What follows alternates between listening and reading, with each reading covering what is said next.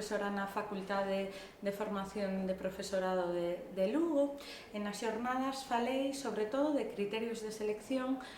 sobre poesía infantil para a biblioteca e para a aula, non? Algunhas das cousas que quixen salientar sobre todo foi a atención que hai que ter á calidade das obras, especialmente no que ten que ver coa linguaxe e coas ilustracións, a necesidade de conformar un canon propio e tamén a que pensemos globalmente para que queremos ese fondo infantil na biblioteca escolar, non? Creo que, ademais, a linguaxe poética, o estar descontextualizada, é sempre creativa e tira por un lectorado máis activo, máis vivo, que se implique máis no texto. Despois din algunhas ideas de libros que me parecen imprescindibles por diferentes razóns para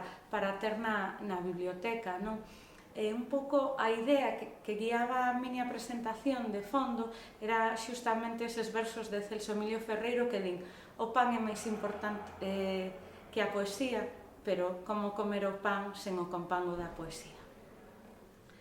En xeral, as xornadas, aínda que non puiden asistir a todas as sesións, me pareceron un encontro moi interesante dende a perspectiva de que estaban centradas fundamentalmente na poesía, que ás veces un xénero literario ao que se lle presta demasiada pouca atención dende unha perspectiva lúdica e crítica, que son para min as dúas perspectivas máis interesantes, non? Creo que, ademais, os encontros de bibliotecas escolares son sempre, en xeral, un foro privilexiado, porque neles se encontran moitísimos docentes implicados co cambio que pode supoñer un traballo axeitado coa lectura nos centros escolares.